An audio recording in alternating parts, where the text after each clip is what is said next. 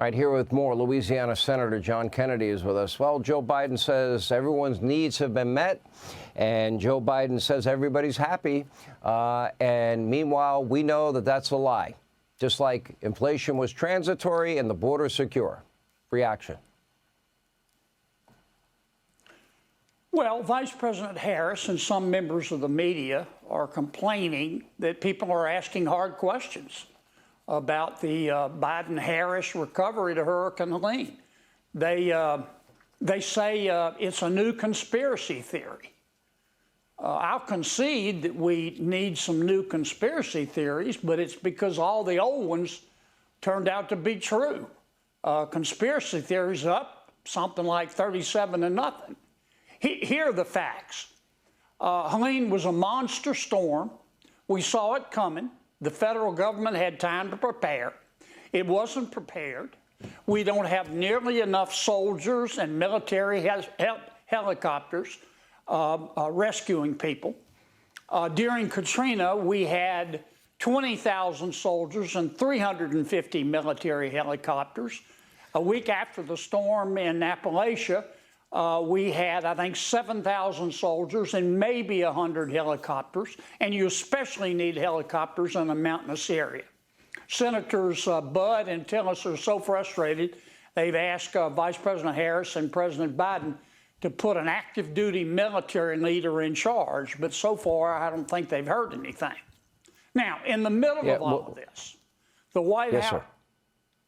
I was just going to say, in the middle of all this, the White House sends a FEMA representative on a national talk show on Sunday to say, stop with the hard questions. It's hurting the morale of the FEMA employees. You can't, even Jussie Smollet can't make this stuff up. I mean, most Americans who saw that interview, Sean, thought, you know, cry me a river. That's what we pay you for. Get your ass back to work. And do your job. And then, in the middle of all this, the vice president puts out this tweet that she wants to send $157 million to Lebanon. Lebanon is run by Hezbollah.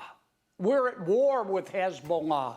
If you give Lebanon money, Hezbollah will take it and use it to buy weapons to try to kill us and Israel. There's no reward for being stupid. And then finally, you can't make this stuff up. Finally, the last couple of days, the vice president goes on some show called Call Her Daddy or Call Your Daddy or Who's Call Your Me Daddy or something. Call Me Daddy. I like Who's Your Daddy better.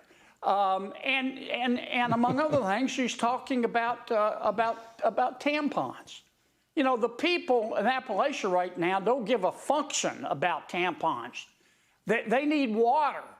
They need to get out. I'm sorry, as I'll say it again, you cannot make this stuff up, but everything I just said is factual.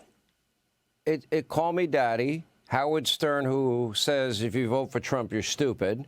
The ladies of The View that hate Trump. Colbert that hates Trump.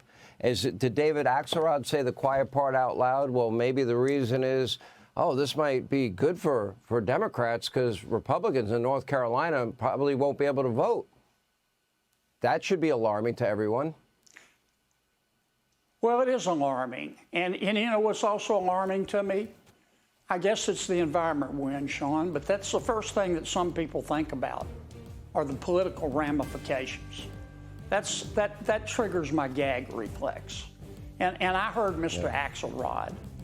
Maybe it's taken out of context, but I don't think we ought to care about the political ramifications right now. I think we ought to care about the Americans in trouble. Yeah, me too. And we got to get them help.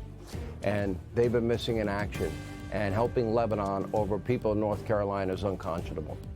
Thank you. Hey, Sean Hannity here. Hey, click here to subscribe to Fox News YouTube page and catch our hottest interviews and most compelling analysis. You will not get it anywhere else.